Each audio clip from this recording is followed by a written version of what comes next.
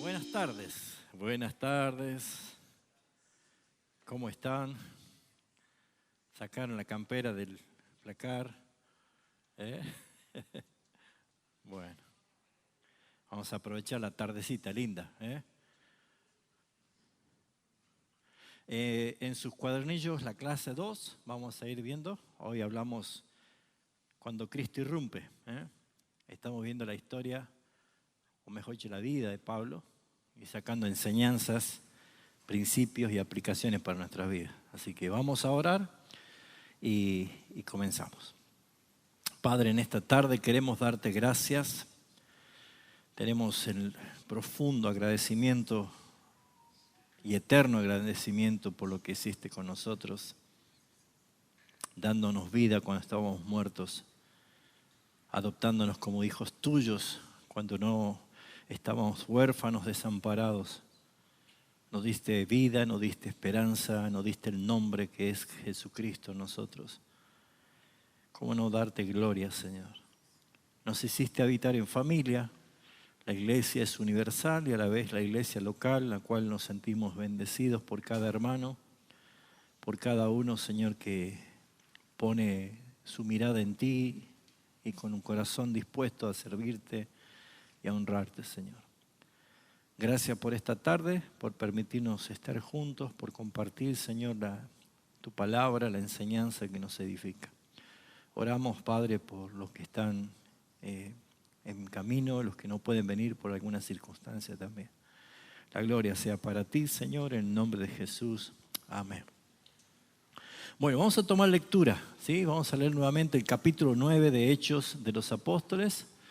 Vamos a estar viendo, ya en la clase anterior hicimos una introducción y vimos prácticamente el diagnóstico no solamente de Saulo de Tarso, sino de todos nosotros en él, ¿no? Cómo es el corazón humano caído, oscuro.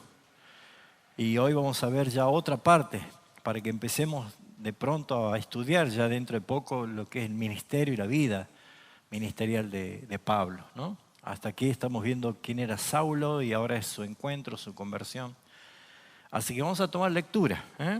Capítulo 9, del 1 al 19. Saulo, respirando amenazas y muerte contra los discípulos del Señor, vino al sumo sacerdote y les pidió cartas para las sinagogas de Damasco, a fin de que si hallase alguno de los hombres o mujeres de este camino los trajese presos a Jerusalén.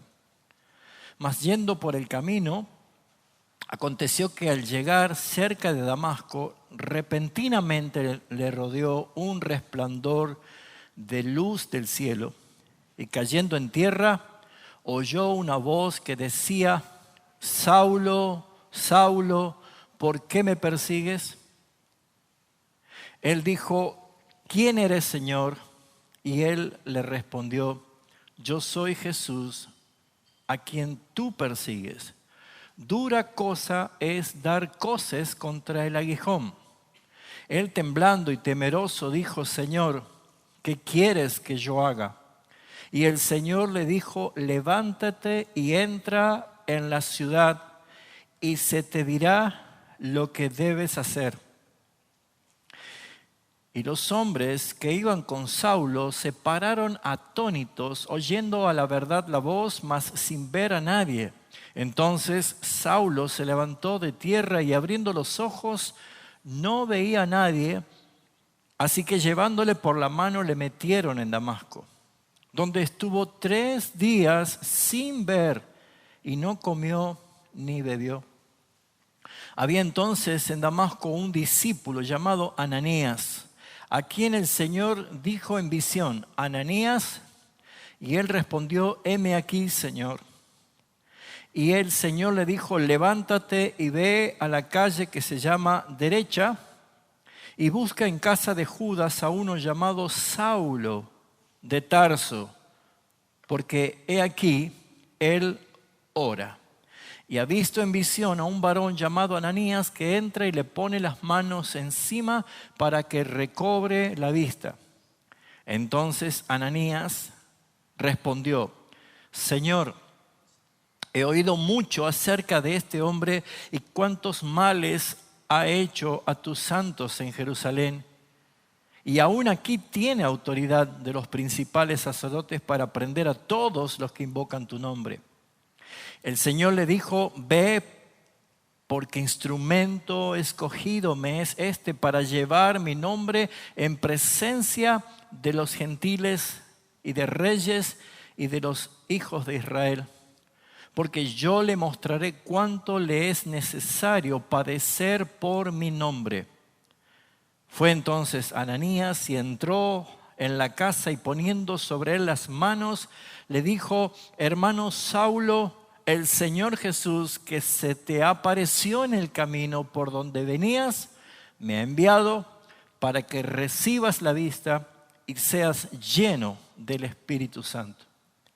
Y al momento le cayeron de los ojos como escamas y recibió al instante la vista y levantándose fue bautizado. Y habiendo tomado alimento, recobró fuerzas y estuvo Saulo por algunos días con los discípulos que estaban en Damasco. Hasta aquí nomás. Creo que todos nosotros hemos visto en la clase anterior, primero su biografía, un poquito entendiendo quién era Saulo de Tarso, y también hemos visto cuál era su corazón, ¿sí?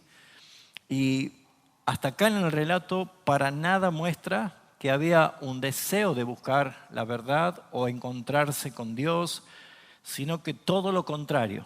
En los contextos anteriores encontramos de que él respiraba amenazas de muerte, que él consentía en la muerte de Esteban y que no obstante había pedido cartas y autorizaciones, o sea, derechos legales, para que si encontraba cualquier persona de este camino, sean llevados presos a Jerusalén y naturalmente eran asesinados, no por Saulo, pero sí eran claramente, esa es la idea de llevarlos, arrestarlos de donde estaban.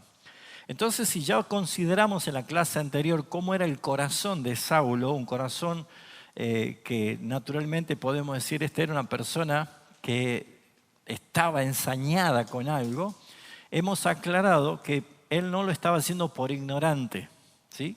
Hemos dicho que se puede ser muy conocedor de teología, pero no haber tenido nunca un encuentro genuino con Jesucristo. Y este es un problema que muy frecuentemente se omite porque uno tal vez mira lo exterior y dice: no, esa persona conoce mucho de la Biblia, pero es muy probable que sea un Saulo de Tarso y no un Pablo que se encontró con Jesucristo. ¿Se entiende? ¿Por qué? Porque en el presente tiempo que nos toca vivir, por la gracia del Señor, hay muchas más posibilidades de estudiar la palabra del Señor, de participar de conferencias, de seminarios, de formaciones académicas, pero eso no garantiza absolutamente nada si no hay un encuentro genuino, una transformación con Jesucristo, el que resucitó, el que vive. Entonces, lo que encontramos aquí es que no era un problema de Saulo, sino también puede ser de muchos hoy. Es el problema del ser humano. Entonces, en esta clase no solamente vamos a resaltar la autoridad suficiente de Jesucristo para irrumpir en la historia de cualquier persona. Habíamos dicho de que no es el concepto romántico que muchas veces se enseñó mal, y yo en algún momento lo dije mal, en mi ignorancia, de que Dios es un caballero, ¿se acuerda? ¿Sí? Que Él no obliga a nadie, que no respeta, que respeta. Y déjeme decirle que eso es lo más antibíblico, ¿sí? Si bien es cierto, el título de caballero es entender el respeto que uno puede tener, nunca vemos en la Biblia que Dios pidió permiso para actuar. Y mucho más si sus propósitos están por encima de cualquier cosa. Entonces, este problema es el problema del corazón humano. Entonces, en esta clase no solamente vamos a ver la autoridad que tuvo Jesucristo y que la sigue teniendo en cualquier corazón humano, sino que vamos a resaltar doctrinas fundamentales que ustedes ya la conocen, pero es bueno identificarla en la Biblia para poder aplicarla también en nuestro conocimiento. Entonces, lo que nosotros podemos ver acá es que nos encontramos con la manifestación gloriosa de la gracia de Dios. Porque la conversión de Saulo tuvo bastante ingrediente como para observar, como para hacerlo simplemente una lectura, sino más bien meditar, y detenernos, meditar y poder entender lo que ha pasado. Porque estudiar la vida de Pablo no es simplemente para admirar a una persona lo que llegó a hacer, sino poder ver detrás de eso la obra poderosa y autosuficiente de nuestro Dios en cualquier corazón que Él quiere operar. Entonces esta conversión de Saulo no es un relato de un hombre que está buscando a Dios, ¿sí? No es un hombre que está buscando a Dios, sino de un hombre que ha sido interceptado por el poder de Dios. Que Dios irrumpe en la vida de aquel pecador que él probablemente no tenía ese pensamiento, esa idea. Él decía que él había pedido cartas para las sinagogas de Damasco a fin de que se hallase, dice el versículo 2, algunos hombres o mujeres de este camino los trajese preso a Jerusalén. Y como hemos resaltado en la clase anterior, él no lo hacía por una emoción violenta ni por un arrebato fanático religioso, sino que era, ¿se acuerda el currículum que tenía Saulo? Fariseo de fariseo, un hombre instruido a los pies de Gamaliel, que conocía la ley. Él mismo dice en Filipenses, no debía gloriarse, pero él empieza a sacar chapa, digamos así, ¿no? de todo lo que él era. Incluso él mismo dice en cuanto a la ley irreprensible, así que no era un arrebato. Esto es intentar discutir con alguien que llena las paredes de todo tipo de títulos honoríficos y conocimientos catedráticos de teología, ¿no? Es decir, no, ¿qué voy a conversar yo? ¿Qué voy a discutir con tal persona? Él era muy respetado. Él era un hombre admirado. Un hombre que podía tener incluso la habilidad de poder llegar al mismo sumo sacerdote y pedir autorización y ser concedido. Así que no era cualquier persona. Pero Saulo iba con una sola misión. Él pensaba que hacía lo correcto. Y eso ya lo dijo Jesús en Juan. Muchos los entregarán a las cárceles, a prisiones, los perseguirán, pensando que lo hacen para Dios. Y ese es un punto en el cual uno tiene que tener bien en claro, porque es un diagnóstico para nosotros mismos. ¿Yo estoy convencido que lo que estoy haciendo es para Dios o es realmente el fruto de la convicción bíblica en la que me está llevando a hacer las cosas? Así que en esto tenemos que ver que Saulo no iba camino a encontrarse con Cristo. No, es más, para él, siendo un fariseo de fariseos, ¿se acuerdan cuál había sido la mentira de los fariseos y del mismo Sanedrín y del sumo sacerdote sobornando a los guardias que custodiaban la tumba? ¿Cuál era? Que Jesús no había resucitado. ¿Y qué pasó con su cuerpo? Se lo habían robado. Y esa mentira, dice, se sigue creyendo hasta hoy. Entonces, Saulo no iba con ningún tipo de intención de decir, bueno, voy a ver si ha resucitado o no. Para él eso era una mentira. O sea, en verdad le habían robado. Así que él no iba a encontrarse con Cristo. Él iba decidido a destruir a los discípulos, que luego iba a ser conocida como la iglesia. Así que su mente estaba totalmente convencida, su voluntad estaba firme, su celo estaba ardiendo.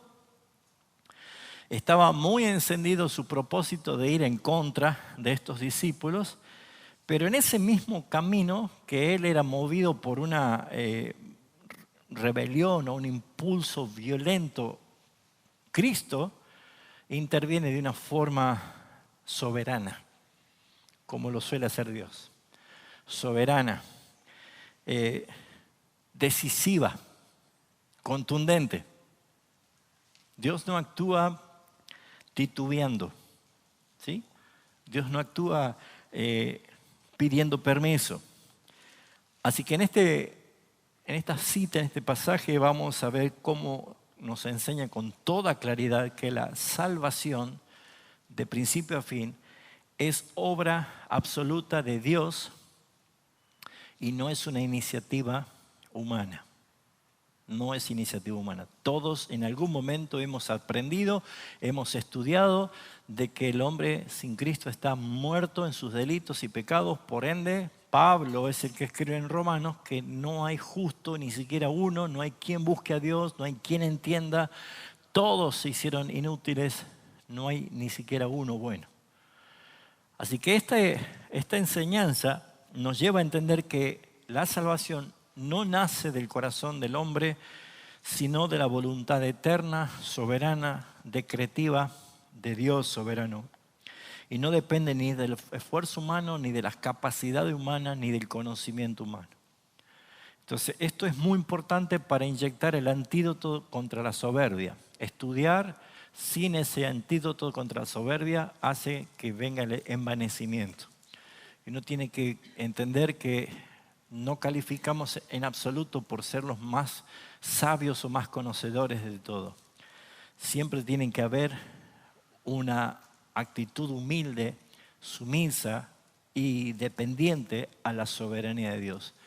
Si yo estoy conociendo más de la gracia del Señor, si estoy conociendo el Dios que se da a conocer de la palabra, no es porque en mí ha nacido el deseo, sino que Dios ha puesto en mí el querer como el hacer.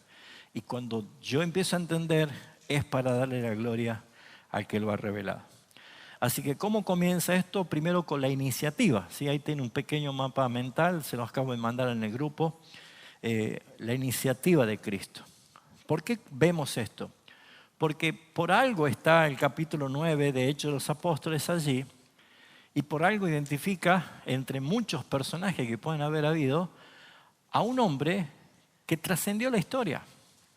Saulo de Tarso, ese hombre que era venerado, conocido, conocedor, respetado, un hombre que realmente tenía una alta estima ante la sociedad, pasó a ser de perseguidor a predicador, a perseguido, a discípulo, a siervo.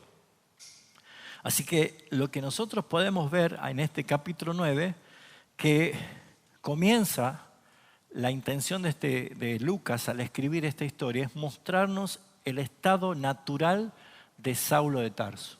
¿Sí? ¿Cuál era el estado natural de Saulo de Tarso? Ahí comienza diciendo el versículo 1, ¿cómo estaba Saulo? Después de un buen devocional y cantar cuanto alabanzas, él decidió salir a trabajar. ¿Qué lo motivaba? ¿Qué dice allí?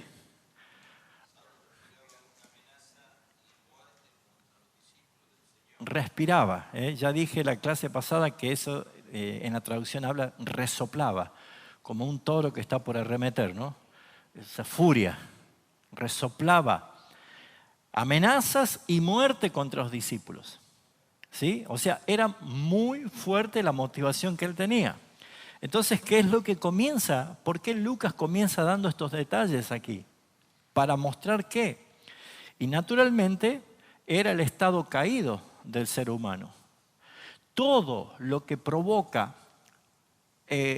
a una persona que es portadora de la vida de Cristo ante una sociedad caída y en oscuridad es odio y rechazo. Nosotros somos portadores de la vida de nuestro Salvador. Cristo vive en nosotros. Entonces no es de extrañarse si nos vituperan, nos rechazan, nos insultan, nos agreden. No debe ser así como algo extraño, dice Pedro, como si alguna cosa extraña estuviera aconteciendo. Esto es lo que le va a pasar a todos nuestros hermanos en todo el mundo, dice Pedro. Entonces, lo que nosotros vemos es que esta expresión no es exagerada para nada, no está haciendo una hipérbole acá, sino que está describiendo la intención y el corazón de un hombre que estaba totalmente entregado en su odio a Jesucristo. Porque, ¿qué es lo que él tenía como intención? Dice, versículo 3, 2, él pidió cartas a fin de que se encontrase hombres o mujeres de este camino. ¿Cuál era ese camino? Los discípulos, los seguidores de Jesús. Esos discípulos, seguidores de Jesús, eran lo que a él les motivaba odio. Quería aniquilarlos. Entonces no era una expresión exagerada. Usted simplemente puede comprobar lo que mañana o más tarde en su trabajo, en donde se encuentre, usted empieza a hablar de la obra de Jesucristo, pero no mostrando la parte romántica del mensaje, porque a todos nos gusta ver a un Jesús en una cruz, sangrante, en un vía crucis, como se dice, ¿no? Pero cuando alguien empieza a hablar del pecado, de la culpa, de la condenación, del infierno, de todo esto, la gente se enardece. ¿Sí o no? Y ahí pasamos a ser los peores. Pues el mensaje de salvación nunca va a ser exaltado como un mensaje de buena noticia si primero no le mostramos el problema eterno que está esa persona. Está bajo la ira de Dios, está bajo condenación. Entonces, lo que expresa este autor de Hechos de los Apóstoles, Lucas, es la intención de describir el corazón de un hombre entregado a su odio en contra de Cristo y su iglesia. Así que esto va a desprender la primera pregunta. ¿Conoce usted a alguna persona en toda su vida, lo que va, alguien que aborrezca a la iglesia de Cristo y a Dios mismo? Bueno, a esa persona Dios la tiene apuntada. Porque para nosotros puede decir, no, este no va a cambiar nunca. Y si Saulo de Tarso cambió, hay esperanza. ¿O no? Hay esperanza, por lo menos yo lo veo así. Porque acá no hay ninguna señal de arrepentimiento. No es que clama a mí y yo responderé, Saulo. ¿Ustedes creen que él no conocía ese texto de Jeremías? Si él era un estudioso de la palabra. Clama a mí. En él no había ninguna señal de arrepentimiento. En Saulo no había nada de inquietud espiritual genuina. No había ninguna. O sea, no estaba inquieto. Diferente fue Nicodemo, que vino de noche, se acuerda de hablar con Jesús, y él vino de noche sabiendo que se exponía si se hablaba públicamente. Y vino a consultar algo, la cual no se atrevió a decirle abiertamente, pero Jesús le responde cuando él nunca preguntó nada. Maestro, sabemos que has venido de parte de Dios. Y Dios está contigo, porque nadie puede hacer las señales que tú haces. Nunca hubo una pregunta. Y Jesús le responde una pregunta que él sabía que había en él. Porque ¿qué le dice Jesús? De cierto te digo, que si no naces de nuevo, no puedes ver el reino de Dios. O sea, sin preguntarle a Nicodemo, Jesús responde. ¿Por qué Jesús tiene un trato así con Nicodemo? Y Jesús, este mismo Jesús, no tiene el mismo trato con Saulo. Porque Saulo no tenía ni la más mínima ganas de arrepentirse, no estaba dispuesto a cambiar ni un pelito de su intención de agarrar y meterlos presos o matarlos. ¿Qué diríamos nosotros si fuésemos los jueces allí? Sin embargo, todo lo contrario. Él no estaba buscando a Dios, él no tenía ninguna intención. Saulo está activamente resistiendo a Dios y sin embargo, en ese estado que él estaba, Cristo se le aparece. Por eso ustedes tienen allí la iniciativa, ¿sí? Encontramos la primera doctrina que se conoce como el llamado o el llamamiento eficaz. No hubo ningún tipo de resistencia, no hubo ningún tipo de rechazo. Entonces, esto nos confronta con una verdad fundamental. ¿Cuál era? Que Saulo no estaba buscando a Cristo. Saulo no encontró a Cristo. La realidad es que Cristo lo encontró a él, porque él es el que interrumpió su marcha camino a Damasco. Él salió al encuentro. Así que la Escritura es clara cuando a nosotros nos está afirmando lo que dice Romanos. No hay quien busque a Dios. No hay jactancia en esto. Cada vez que nosotros somos tentados a decir yo buscaba a Dios, corríjase. Porque nosotros no tenemos la habilidad, ni siquiera innata, de buscar a Dios, sino que todo lo contrario, de huir de Dios. Nosotros éramos así, porque el hombre en su condición natural, ¿qué hace? Huye, huye. Allí en el mismo Juan capítulo 3, Jesús, después de hablar con Nicodemo, dice, esta es la condenación, que la luz vino al mundo. Y los hombres amaron más las tinieblas que la luz. Por eso es que huyen de la luz, porque sus obras son malas. Así que acá vemos, o tenemos tal vez que nosotros mismos reflejar esta doctrina del llamado eficaz. Y es importante, porque Dios toma la iniciativa en la salvación. Ninguno de nosotros es salvo por iniciativa propia. Él también un día salió al encuentro de nuestro andar y lo hizo a su manera. Y como Él no repite, y voy a tratar de llevarlo a ustedes a ver cómo hace Dios en cuanto a esto, ¿no? Si me acompañan en Efesios, capítulo 2, es un texto muy conocido, Efesios capítulo 2, versículo 10. ¿Quién quiere leerlo? Efesios 2:10.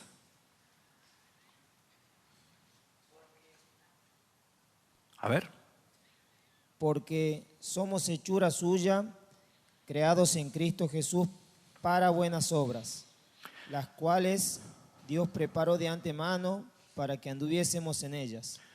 Bueno, este texto debería cambiar en nosotros nuestra manera de entenderlo, el texto, comprendiendo el uso de la palabra hechura. ¿Sí? ¿Qué deriva o qué entendemos rápidamente cuando decimos hechura? Somos hechuras suyas.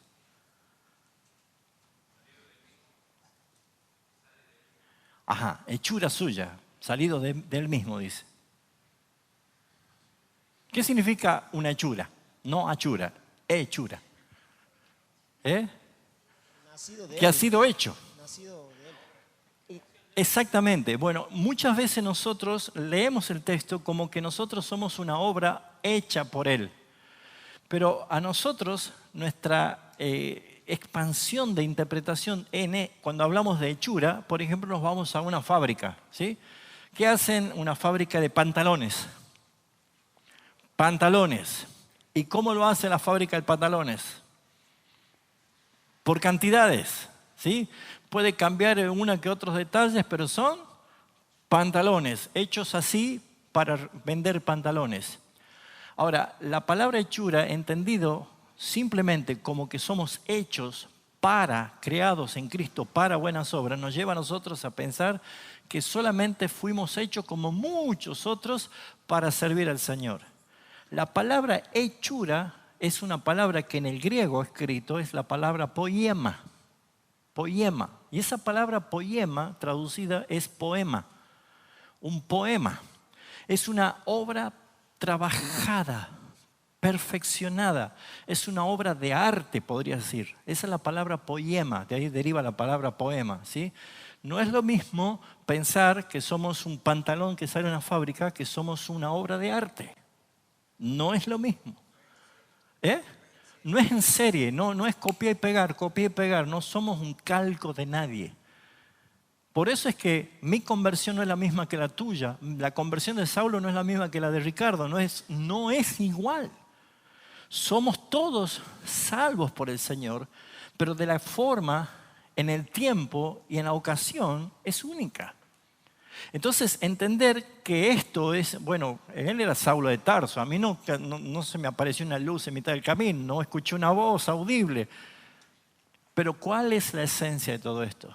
La conversión, la transformación. Entonces, cuando entendemos que somos el poema de Dios, la obra de arte de Dios, mi percepción de quién soy cambia totalmente. Cambia. No soy un molde hecho para que todos seamos. Somos cada uno labranza de Dios. Piedra cortada del cantero y trabajada para que encaje perfectamente en el plan de Dios. No sé usted, pero a mí me trae paz y me trae alegría.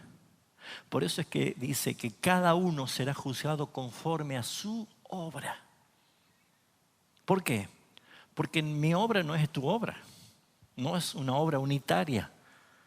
Cada uno ha sido llamado como un poema creado, hecho para las buenas obras que Él preparó de antemano para que nosotros anduviésemos. Entonces, lo que Saulo hizo va a ser irrepetible, hermanos. No va a haber otro como Saulo de Tarso. Por eso hay muchos chantas que también dicen que han estado en el tercer cielo como Saulo y que fue arrebatado. ¿Han escuchado eso, no? Hay de todo. Dios no va a repetir eso. Por eso es que necesitamos ver que la obra del llamamiento eficaz es porque Dios toma la iniciativa, no espera que el hombre le dé permiso o que dé el primer paso o que Dios vea que hay un pequeño ápice de compungimiento en su corazón y entonces, al fin, ahora te estás por arrepentir. No hace esto. Dios es el que siempre toma la iniciativa porque sabe que si no, nosotros nunca, jamás lo buscaremos. Nunca. Por eso es que la gracia no es una respuesta a la voluntad humana, sino que es la causa de una transformación genuina que ha hecho el Señor. Así que es como que nosotros pudiéramos ver que todo el orgullo espiritual y toda esa vanagloria que podemos acumular pensando que nuestros méritos nos marcan diferencia ante los demás, creo que Dios en su longanimidad y en su paciencia para con nosotros no nos llama la atención porque sabe que esa es nuestra naturaleza caída. Los méritos siempre van a ser de Cristo. Nunca se olviden de eso. Entonces, ¿qué encontramos en el relato? Cómo Cristo toma la iniciativa y cómo era el estado de Saulo de Tarso. Pero inmediatamente nos encontramos con el encuentro que tuvo con Cristo, ¿sí? Versículo 3 dice, mas yendo por el camino, aconteció que al llegar cerca de Damasco, repentinamente le rodeó un resplandor de luz del cielo.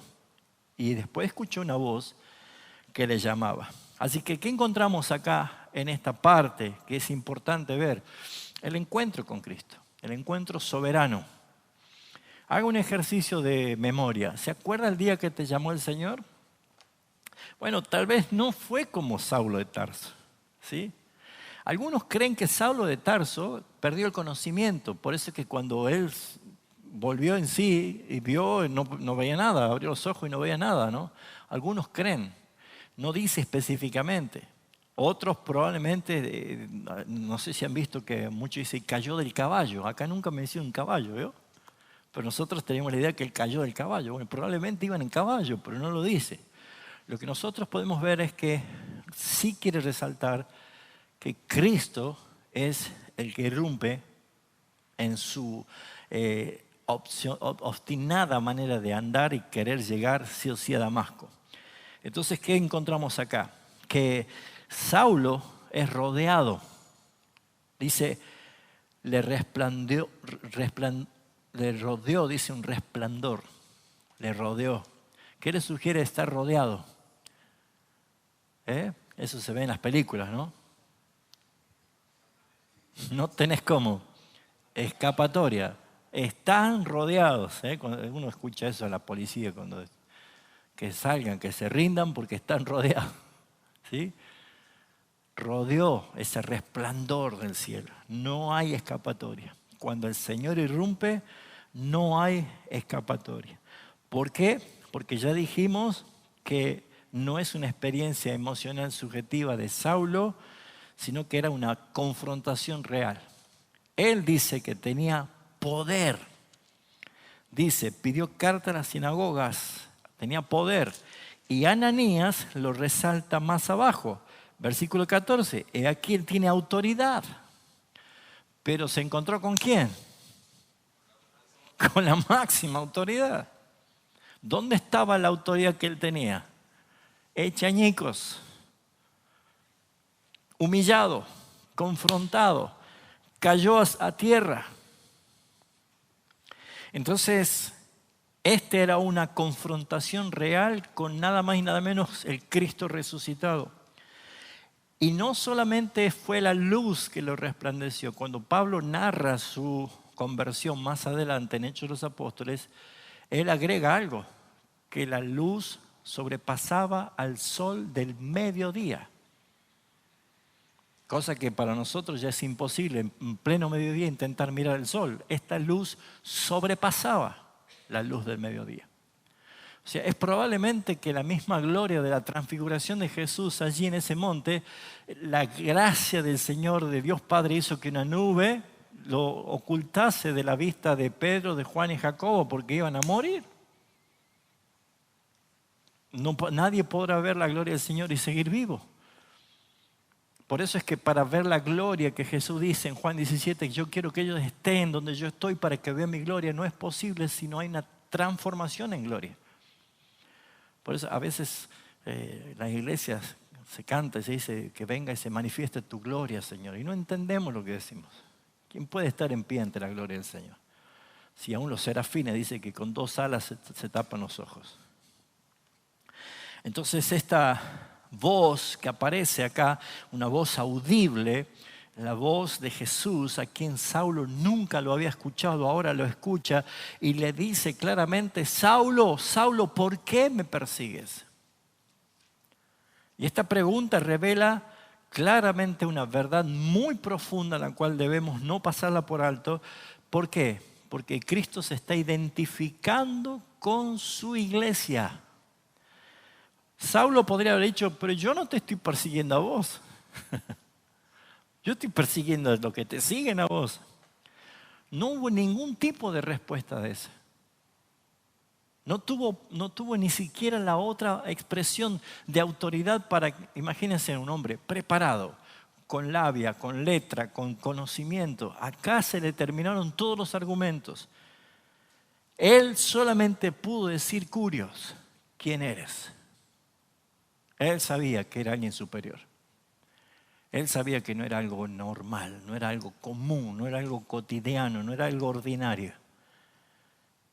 Jesús nos está revelando en ese ¿por qué me persigues? Es una doctrina la cual nosotros la conocemos y se llama nuestra unión con Cristo. Saulo es el que después escribe Romanos, capítulo 6, que hace referencia a nuestra unión con Cristo. Que nosotros hemos sido crucificados juntamente con Cristo, que hemos muerto juntamente con Cristo, que hemos sido sepultados juntamente con Cristo. Y con Cristo hemos sido asimismo resucitados. Y con Cristo estamos sentados en lugares celestiales, Efesios. Es imposible no ver la unión con Cristo. ¿Por qué? Porque acá vemos que Jesús está mostrando que perseguir a los creyentes, a sus discípulos, a su iglesia, era perseguir a Él mismo. Porque la iglesia no es una institución humana, no es una fábrica, no es algo sin vida, sino que está revelada en la palabra como un cuerpo. Y el cuerpo tiene una cabeza y la cabeza es Cristo. Y no existe cabeza sin cuerpo ni cuerpo sin cabeza para ser un organismo vivo.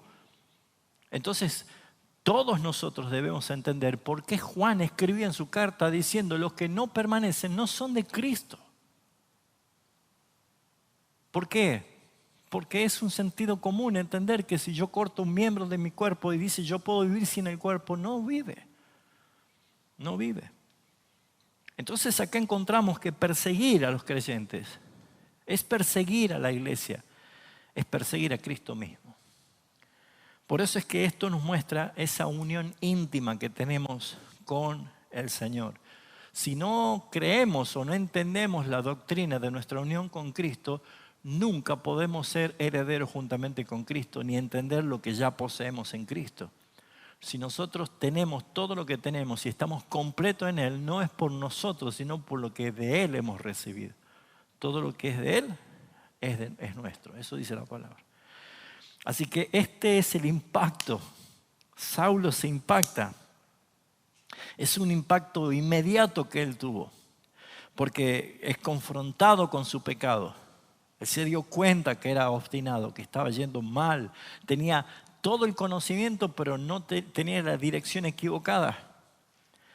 Y él es derribado en su orgullo, en su soberbia. Es humillado en su autosuficiencia, en su autodependencia. Se valía por sí mismo. Aquel hombre que era fuerte, seguro de sí mismo, el que creía que tenía toda la claridad para ver todas las cosas, ahora estaba derribado, sin argumentos, sin visión, no podía ver nada y desorientado, tenía que ser guiado porque no podía moverse solo. Así que él mismo tuvo que experimentar este cambio, esta transformación. Así que mis hermanos, acá encontramos un cuadro real, es un encuentro real que tuvo Saulo con Cristo y nadie se encuentra absolutamente, verdaderamente con él y permanece igual. Jamás. Nadie. El que se encuentra con Cristo no es igual. No es igual, jamás. Entonces ese orgullo humano que lo derriba, no sobrevive ese orgullo ante la luz gloriosa de Jesucristo. Porque el que fue humillado, luego fue exaltado hasta lo sumo por el Padre. Y ninguna de nuestras logros o méritos van a alcanzar jamás a llegar a lo que Cristo hizo. Por eso es que nunca vayamos nosotros al Señor pensando que por méritos o por lo que hicimos ganamos algo, porque es insuficiente. Toda esa falsa seguridad que él tenía se desmoronó cuando se le reveló Jesucristo. Así que, ¿qué vemos nosotros? Que acá hay una conversión genuina. Y no es simplemente un cambio de opinión, no es simplemente un cambio de argumento, un cambio de dirección, sino un encuentro transformador en su propia vida. Es totalmente alterada, totalmente cambiada. Entonces, ¿qué sucedió? Veamos el diálogo. Y cayendo a tierra oyó una voz que le decía: Saulo, Saulo, ¿por qué? ¿Por qué me persigues? Analicemos esa pregunta. ¿Jesús no sabía por qué él estaba persiguiendo? ¿Por qué preguntó? Esto me hace acordar a una pregunta, la primera pregunta que aparece en la Biblia. Adán, ¿dónde estás tú? ¿No sabía dónde estaba? ¿Por qué las preguntas muchas veces exigen esas respuestas? Para que podamos entender qué estamos respondiendo. ¿Qué estamos respondiendo? Saulo no respondió por qué. A él le llamó la atención el quién. Dice, ¿por qué me persigues? ¿Será que Saulo dijo, ¿quién es el que me está diciendo por qué lo estoy persiguiendo? Si yo tengo una lista de personas para detenerlo, o mejor dicho, a cualquiera que practique esta nueva idea sea detenido, ¿quién es? Bueno, acá vemos nosotros que él dijo, ¿quién eres, Señor? O sea, Jesús quería que él pregunte quién era. Porque si hay algo que un judío, un fariseo y alguien que negaba la resurrección, nunca quería escuchar, Jesús sabía que un día tenían que escuchar quién era el que le estaba hablando.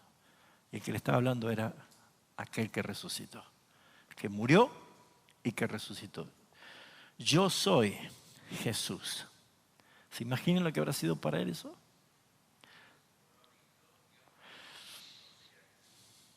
No dice que él lo conocía anteriormente. La luz lo cegó.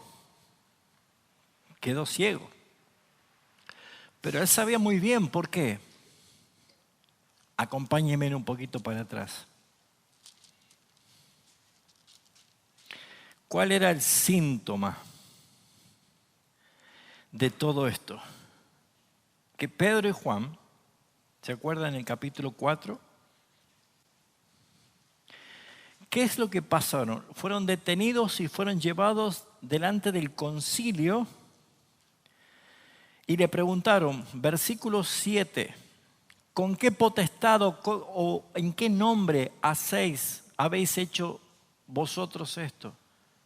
Pedro, lleno del Espíritu Santo, le dijo a gobernantes y pueblos del pueblo y ancianos de Israel: puesto que hoy se nos interroga bajo un beneficio hecho a un hombre que estaba, un hombre enfermo, de qué manera haya sido sanado, sea notorio a todos vosotros y al pueblo de Israel que en el nombre de Jesucristo de Nazaret, a quien vosotros crucificasteis, a quien Dios resucitó de entre los muertos.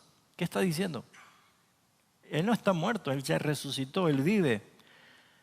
Por Él, este hombre está sano. O sea, no se quedó solamente allí. Dice, este Jesús, o sea, era un hombre que estaba siendo anunciado, predicado, estaba siendo dicho. Este Jesús a quien vosotros, es la piedra reprobada por los vosotros edificadores, la cual ha venido a ser cabeza del ángulo. Y dice Pedro, ese famoso versículo del versículo 12, y en ningún otro hay salvación, porque no hay otro nombre. Ahí es mencionado el nombre. Bajo el cielo, dado a los hombres, que podamos ser salvos. Versículo 18. Y llamándoles, le intimaron a que en ninguna manera hablasen ni enseñasen en nombre de Jesús. Pregunta, ¿Saulo no sabía esto? Por supuesto. Por eso Jesús es el que se da a conocer y dice, yo soy Jesús a quien tú persigues. Así que esto es verdaderamente una expresión reveladora que transforma el corazón de Saulo de Tarso.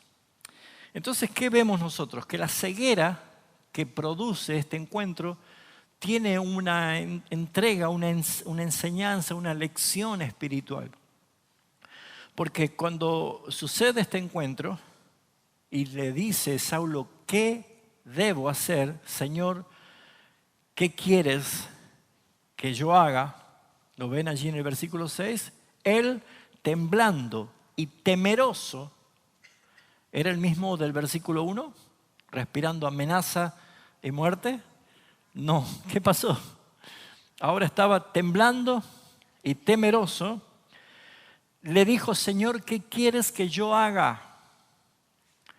Pregunta, ¿cuál es la respuesta natural que un convertido dice como evidencia de salvación? ¿Qué quieres que yo haga? Porque nadie ha sido salvo para no hacer. Nadie. Las iglesias no existen para no hacer. Todos hemos sido salvados para hacer.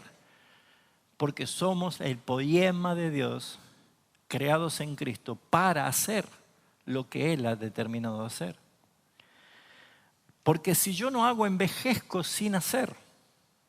Y una iglesia puede envejecer puertas adentro sin hacer. ¿Y qué es lo que ha sido llamado a hacer el cristiano? ¿Qué es lo que ha sido mandado por Cristo a hacer a la iglesia? Discípulos. Hacer discípulos. Hacer discípulos. Enseñándoles, bautizándoles. Es la tarea. Por eso es que cuando nosotros encontramos lo que sucede, después de este encuentro, Saulo queda a ciegas por 3 días. Y este detalle no es casual, no es físico, no es una experiencia solamente, sino que tiene un profundo significado espiritual, porque su ceguera externa refleja la condición interna. Porque él creía que veía muy bien todas las cosas durante toda su vida. Saulo seguramente pensaba que tenía muy claro todo lo que estaba haciendo y que encontrarse con esta luz de gloria de la verdad, que Cristo es la verdad, quedó completamente cegado en su experiencia. Teniendo luz, ahora no veía. Teniendo luz, no veía. Así que ahora que el que creía ver, no veía. Nada.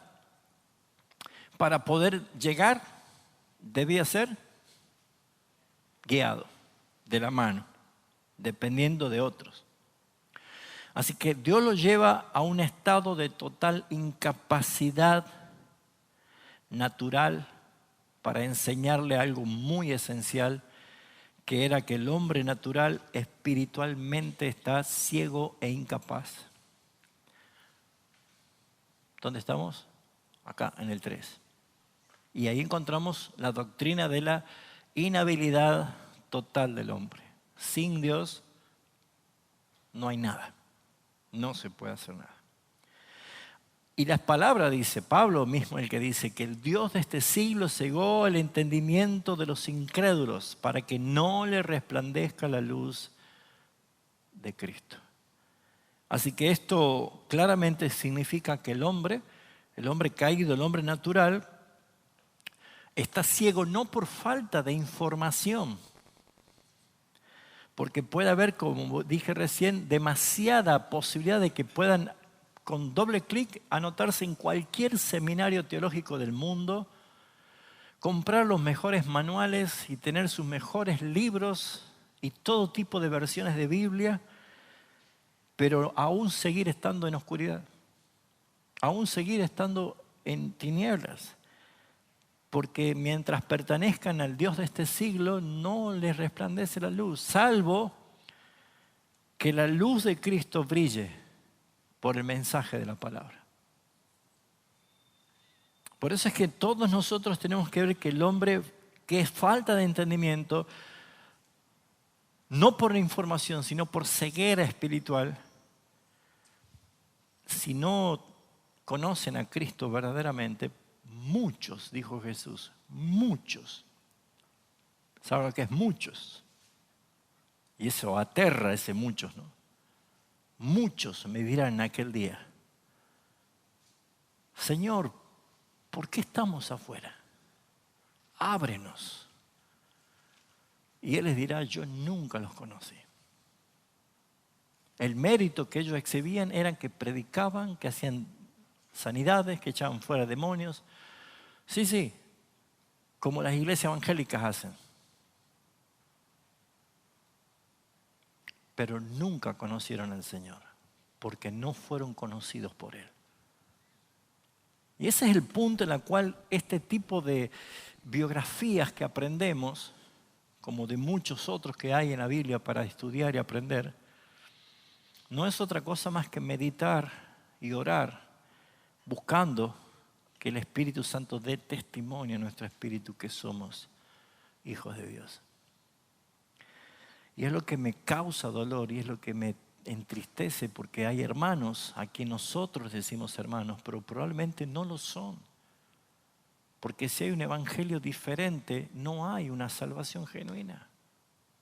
Y no porque seamos mejores o superiores a nadie, somos los más miserables salvados por gracia, pura gracia. Pero ¿cuánto debemos orar para que la luz del evangelio brille ante los ojos? Esta salvación no consiste en aprender doctrinas, mis hermanos. No consiste en eso, sino en que Dios les devuelva la vista. El encuentro de Bartimeo no es para hacer simplemente una escena de lo que pasó. Él gritaba y Jesús le dijo, ¿qué quieres que te haga? Era un mendigo, era un pobre, linchera, pero ciego. Ante la pregunta, ¿qué quieres que te haga?, fue certero, que recobre la vista. Pero es buena la pregunta de Jesús, porque probablemente otro diga, no, ya me acostumbré a vivir ciego, pero me hacen falta otras cosas. Y esa es la peor decisión que uno puede tomar. Solamente buscar de Cristo para vivir mejor aquí, pero olvidarse de la eternidad. Así que esto, hermano, nos confronta con una realidad. El conocimiento intelectual no es suficiente. Necesario, sí es necesario. Podemos saber muchas cosas acerca de Dios y aún así no conocerlo. Necesitamos que Dios obre en el corazón. Por eso es que inmediatamente lo que vemos acá es la respuesta de Saulo de Tarso en este diálogo. Cuando Saulo recupera la conciencia, probablemente choqueado, impactado, se encuentra ahora temeroso, se encuentra ahora temblando ante semejante presencia, pero sus primeras palabras reflejan ya un cambio radical en su corazón. Ahora el que era independiente pasa a ser dependiente. El que tenía autoridad se sujeta a la autoridad. El que sabía dónde ir, ahora él era guiado a dónde tenía que ir. Porque su palabra es claramente una evidencia de un cambio. Él dijo, Señor, ¿qué quieres que haga? ¿Qué quieres que haga? Así que esto no es para nada un lenguaje de un perseguidor, ¿no? ¿Qué pasó? No es nada de un lenguaje o la expresión de alguien con autoridad máxima o totalmente autosuficiencia, sino que más bien refleja el corazón de ¿qué? De un siervo. Ahí hablaba un siervo. ¿Qué quieres que haga? Humildad, sujeción, dependencia, obediencia. Así que, ¿qué sucedió? Hubo acá una conversión. ¿Y cómo un hombre puede cambiar si la Biblia dice que acaso el etíope puede mudar su piel? ¿Alguien puede agregar de estatura? Nadie puede cambiar de una forma contundente, repentina, profunda, si no es por la obra de Dios. Así que no sé si a usted le pasa lo mismo, pero yo conozco personas en las cuales yo digo, para mí, naturaleza caída, Señor, un milagro solamente puede cambiarlo. Claro, si es un milagro, la salvación es un milagro, es el milagro más grande. ¿De qué sirve 9 leprosos bien sanitos pero yéndose al infierno? Nosotros somos de poner plana mayor, milagro, ahora camina, ahora ve, ahora... ¿Y el milagro de la conversión qué? Cuando perdemos el asombro de la salvación y ponderamos un milagro físico, no hemos entendido el problema que tiene el hombre. El problema del hombre es eterno, es grave. Tal es así que el remedio del problema lo identifica. Dios no ha dado a un médico, Dios no ha dado a un economista, Dios no ha dado a un policía, ha dado a su Hijo. ¿Cómo será la gravedad del asunto que él ha dado a su propio Hijo? Así que Saulo, que era independiente, autónomo, autosuficiente, seguro de sí mismo, determinado, obstinado, violento en su propia causa, ahora era un hombre que no tenía control, solamente dependencia. Esa es la conversión. Esa es la transformación. Así que ahora vemos... lo vemos rendido, vulnerable, guiados por otros, ciego. Él ya no dirige su vida, ya no dirige su rumbo, ahora se somete, ya no impone su voluntad, ahora obedece. ¿Qué pasó acá, no? Este cambio no es superficial, no es emocional, no es temporal. Es un cambio genuino, es lo que pasa en el encuentro de una persona con Jesucristo. Por eso muchos dicen, yo soy hijo de Dios, pero seguís haciendo todas las cosas que hacía cuando estabas en el mundo. ¿Quién dice que sos hijo de Dios? Yo puedo ir mañana y decir, permiso, yo soy hijo de Bill Gates. Estaría lindo, ¿no? Pero si yo no tengo documento y acreditación legal que yo pertenezco a ese apellido, no lo soy. Lo mismo pasa cuando Jesús dice, no todos, el que dice Señor, Señor, el que me invoca va a entrar al reino, por más que diga que es un hijo de Dios, no lo es. Porque se han valido de lo que han hecho o de lo que han logrado, pero no hicieron la voluntad de mi Padre. Por eso es que la palabra nos manda a autoexaminarnos si estamos en la fe o no.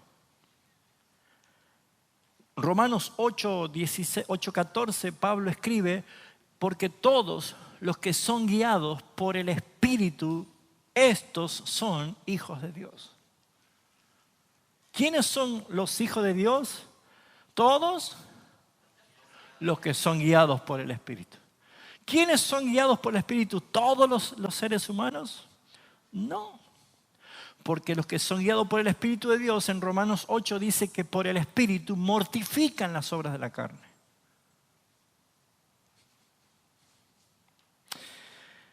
Así que aquí necesariamente es examinarse. ¿Hemos recibido realmente la vida de Cristo o simplemente hemos añadido elementos y conocimientos religiosos sin una verdadera transformación? Y la conversión bíblica siempre produce frutos visibles. Jesús fue a buscar higos y no había. Acá aparece un personaje, Ananías, el rol de Ananías. Y en medio de toda esta soberbia,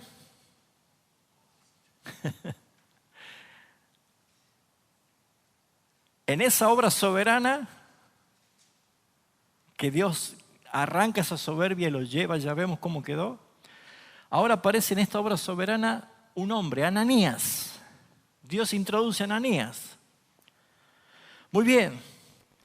¿No hubiese podido Dios decir a Pedro, o a Juan, o a Jacobo, o a alguno de los apóstoles? Si nada más y nada menos este iba a ser el más grande de los apóstoles. ¿Quién era Ananías? Versículo 10. Entonces había en Damasco un poderoso y altísimo y renombrado discípulo, así dice. ¿Un qué? Discípulo. Qué grande que es nuestro Señor, ¿no? La simpleza, algo común, un simple discípulo, un discípulo. ¿Qué nos enseña esto? Algo importante, que aunque Dios es absolutamente soberano, Él usa los medios que Él quiere para cumplir sus propósitos. Esto es para que ninguno de los que estamos acá y ninguno de los que congregan acá o ninguno de los cristianos diga, no, yo no, ¿qué voy a yo? Si yo no sé qué voy a hablar, qué voy a decirle. Yo no conozco como fulano de tal la Biblia, yo no. ¿Alguna vez te has excusado así? Diciendo, no, yo no, ¿qué voy a yo? Solamente obedece. Si lo único que tenés que ir es decirle, hermano Saulo, Jesús, el que se te apareció en el camino, me envió a mí para que yo ore y reciba la vista. ¿Eso es todo, Señor? Eso es todo. ¿Nada más? Nada más. ¿No le tengo que predicar? ¿No le tengo que hacer una oración poderosa de fe y llena del Espíritu y poder? Solamente anda eso. ¿Se da cuenta que nosotros muchas veces ponemos estándares demasiado elevados como para servir al Señor? ¿Yo quería que haga esto, Señor? ¿Que yo presida? ¿Que yo plante una iglesia? ¿Que yo dirija? ¡No! Ve. Solamente ve. Ananías obedece pero duda. Tenía dudas. Le cuesta entender cómo Dios puede usar a alguien como Saulo, pero no lo cuestiona. Él no entiende. Él dice, Señor, mira el 13. Señor, yo he oído muchas cosas acerca de este hombre. ¿Cuántos males ha hecho tu santo? O sea, ya venía con un prontuario. ¿Cuántos? Había que ir, ¿no? Y aquí tiene autoridad, donde yo estoy en Damasco, aquí tiene autoridad para meternos preso a cualquiera de nosotros. Y el Señor que le dijo, ve, hay una coma, ve, vos anda. Pero lo más hermoso es lo que aparece acá. Porque Ananías no era un famoso apóstol, no era un líder reconocido, era un creyente fiel, dispuesto ¿a qué? A obedecer. ¿Qué quiere el Señor? Primera de Pedro 1:2 dice que fuimos rociados por la sangre de Cristo para obedecer. Antes no podíamos obedecer, ahora podemos obedecer. Ahora, desobedecer es pecado, porque sabiendo hacer y pudiendo hacer lo bueno, no hacerlo es pecado. Así que esto nos enseña que no debemos subestimar los actos simples de obediencia.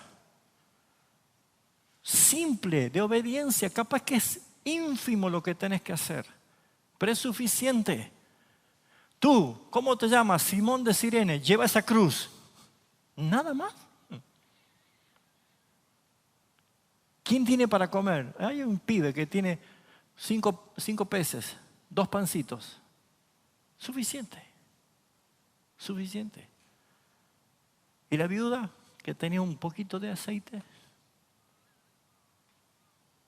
¿Se da cuenta?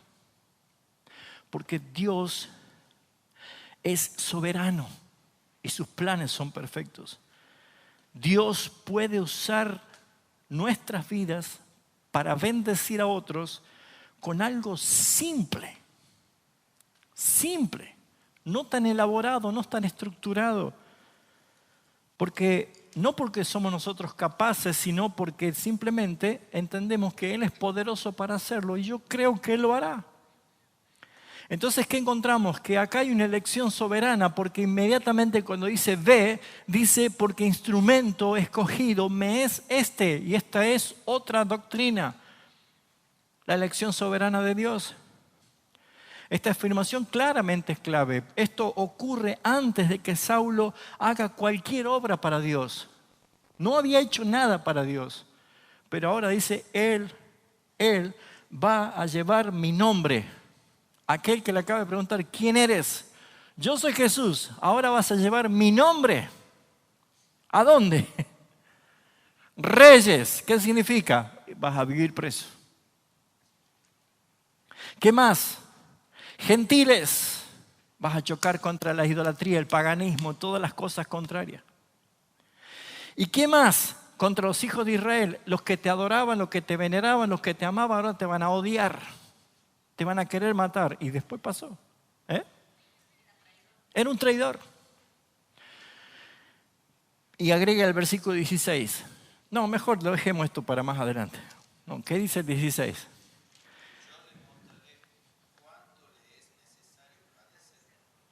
Muy. Ahora, ¿ustedes toman esto como un principio?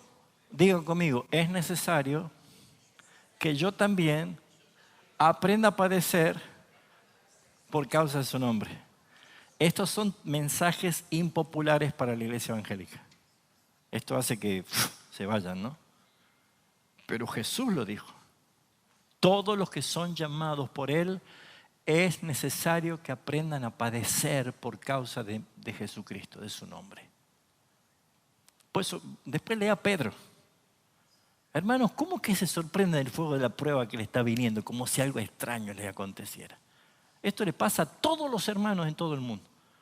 Después que haya pasado un poco de tiempo, el mismo Dios os perfeccione, afirme y establezca, porque para Él es la gloria. O sea, encontramos que acá hay un propósito eterno. Y esto nos lleva a la doctrina de la elección soberana, cuando Dios no elige basado en méritos ni en potenciales humanos, sino en su pura y libre voluntad soberana.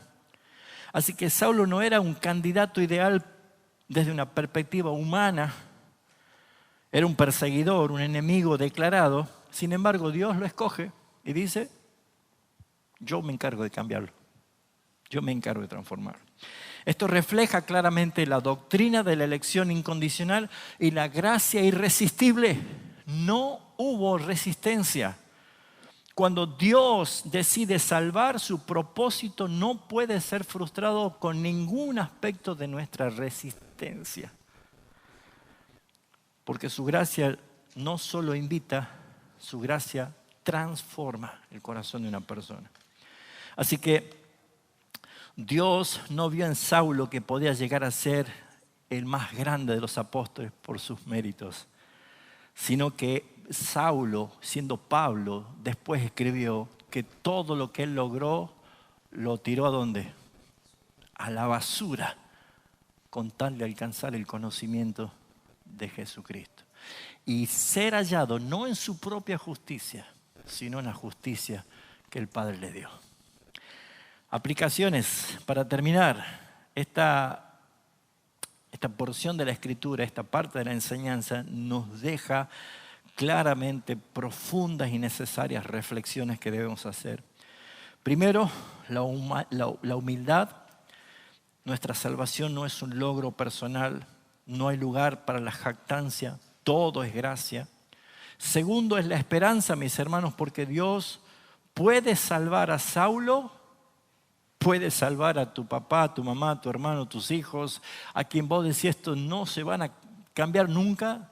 Deje que siga enojado con Cristo, deje que siga insultando a Dios, deje que siga profanando su propia vida delante de Dios. No se haga usted, no se ponga mal por eso. Pero sí, no pierda la esperanza de que Dios nunca llega tarde. Él tiene el momento y la hora señalada para cada vida. Y lo tercero es la rendición. Yo también me voy a gozar como ustedes, ver a sus hijos, mis hijos, a nuestros hermanos, a los que están alejados, volver quebrantados, buscando al Señor. ¿Saben por qué? Porque la fe debe ser sometida a prueba para que se haga más grande. Y en esto nosotros vemos un modelo precioso de lo que es una vida transformada. Amén.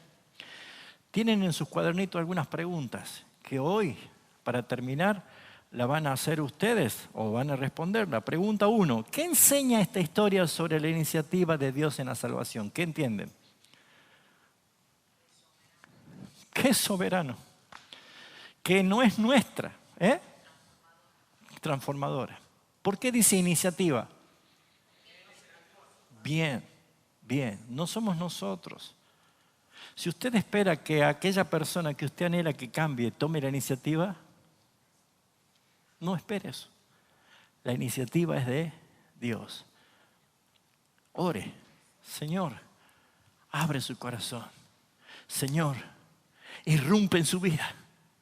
Aún en el momento más pecaminoso de su vida, irrumpe, Señor. Irrumpe, Señor. Qué hermoso. Esa es la esperanza. Pregunta 2. A ver quién más responde. ¿Qué diferencia hay entre una conversión genuina y una superficial?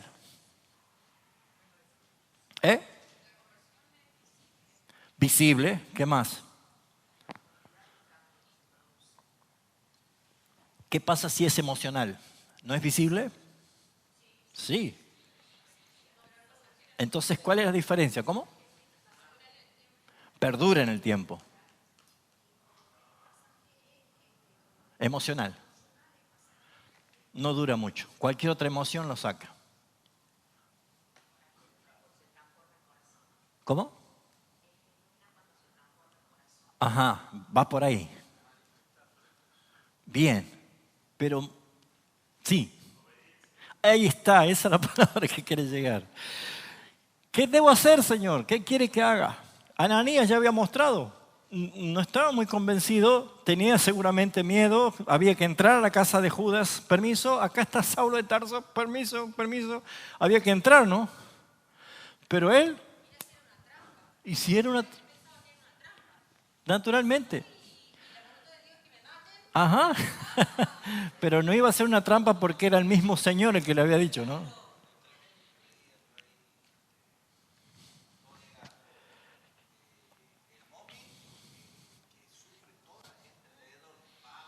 Uh-huh.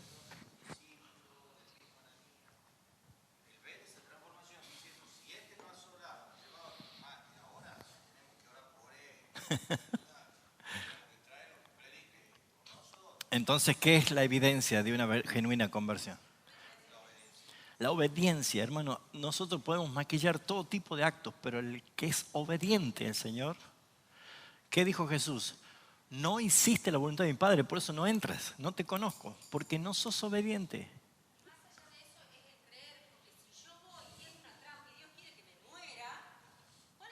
Uh-huh.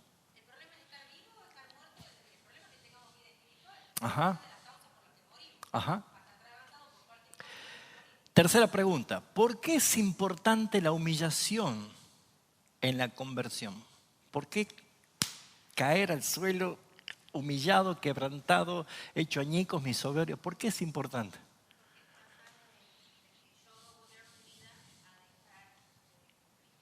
Bien. Es cuando todo lo que yo construyo totalmente destruido. ¿Por qué más?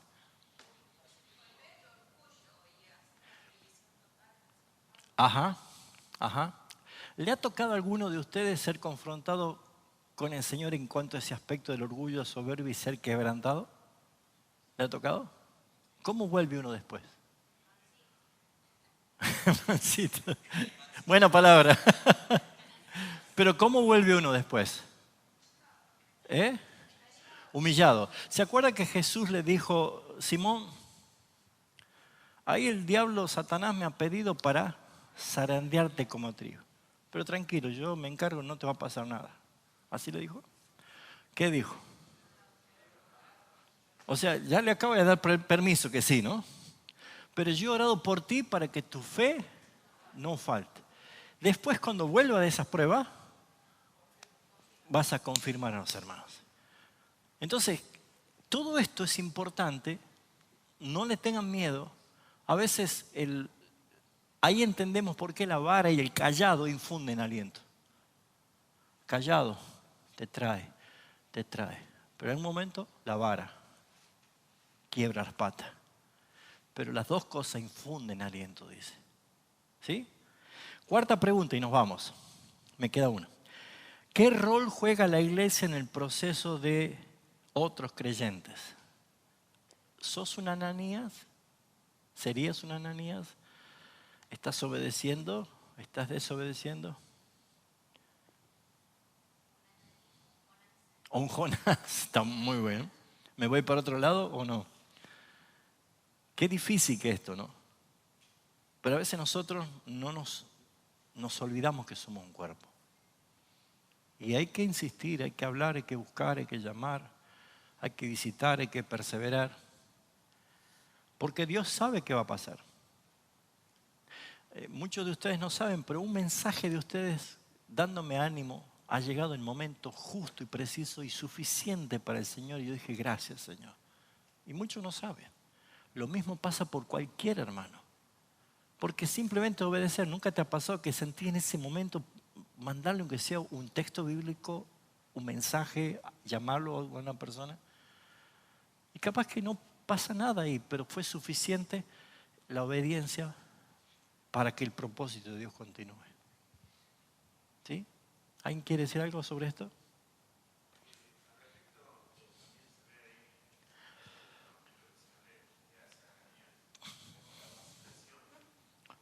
Duda.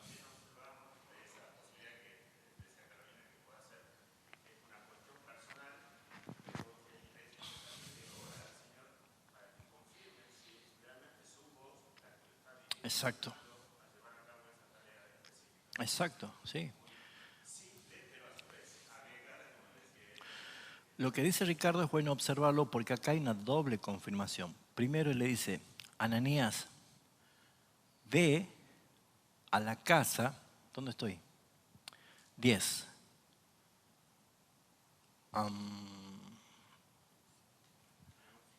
No, sí, le dice, ve al 11. Levántate, ve a la calle que se llama derecha, le da la dirección a la casa de Judas, un hombre llamado Saulo de Tarso, porque él aquí ora. Le da una.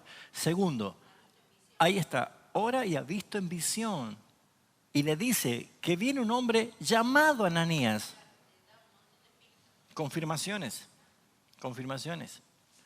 Cuando Satanás susurra mentira, no hace de esta forma. ¿Sí? Es importante también entender por qué están esos detalles.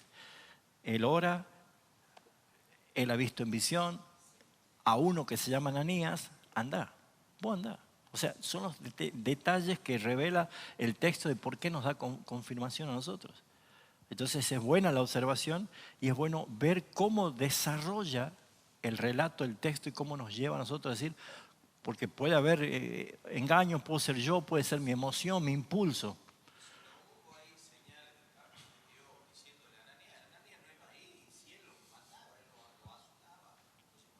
Ujú. Es probable, pero ¿qué vemos nosotros acá? De que el Señor los respalda. Ve, ¿sí?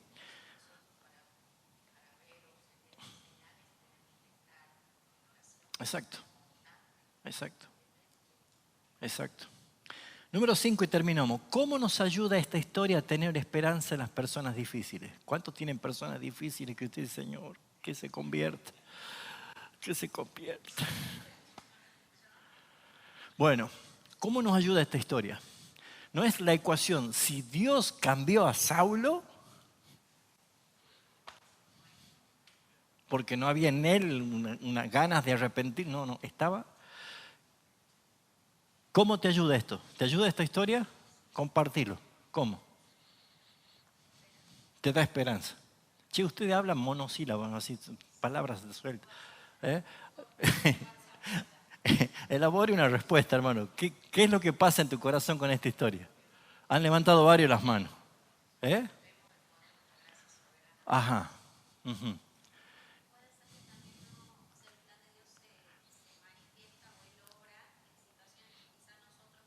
Exacto.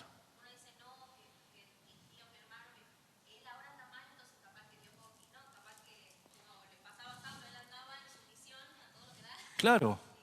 Porque nosotros pensamos porque está enfermo, porque está pobre, porque está divorciado, porque... Pero cuando está ponderado. Buena observación. ¿Qué produce esta historia? A los que han levantado la mano.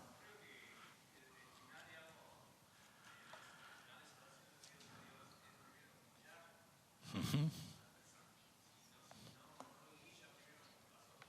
Uh-huh.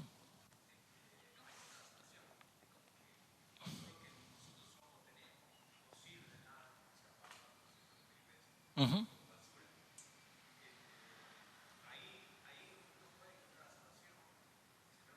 Si no, no. Exacto.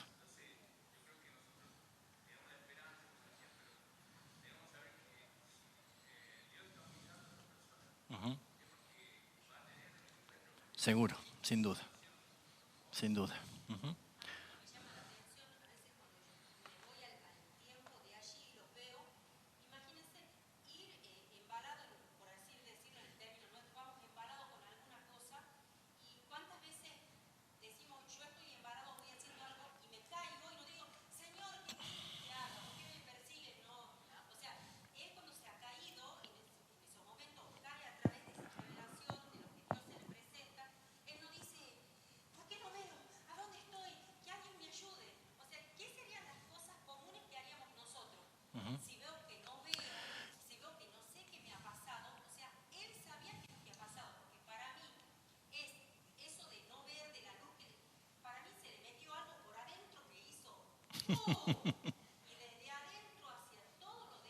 Pero todavía no estaba lleno del Espíritu Santo. Pero ya hubo una conversión.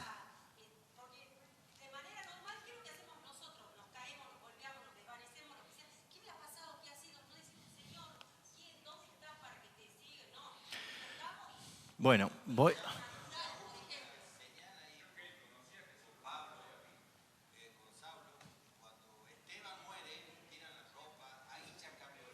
Ya escuchó algo ahí.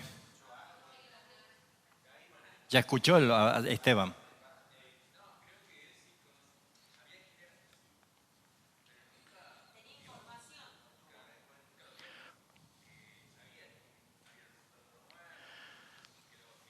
Vamos al plano de tensión. Él era fariseo, formado con la más alta escuela judía, ¿sí? ¿Quién era Jesús según estos nuevos discípulos? El Mesías. Eso era una blasfemia. Entonces, no, hay que matarlos todos estos porque no es el Mesías. Entonces es un punto doctrinal para ellos que estaba en conflicto. Otra cosa que es importante, ya te doy lugar. ¿Por qué?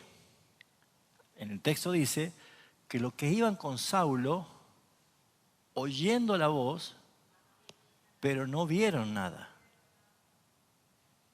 ¿Qué pueden ver de eso?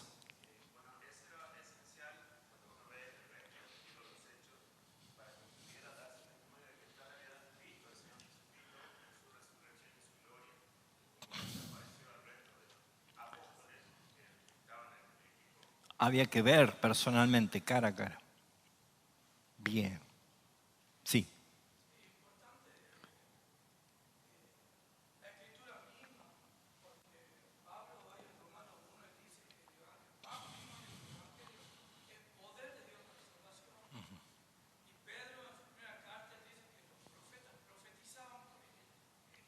Sí.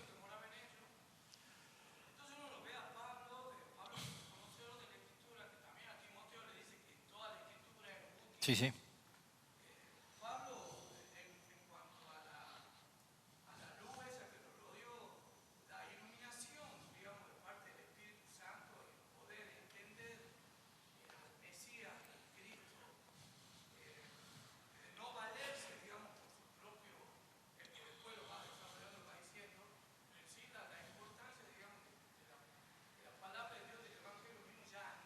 Exacto.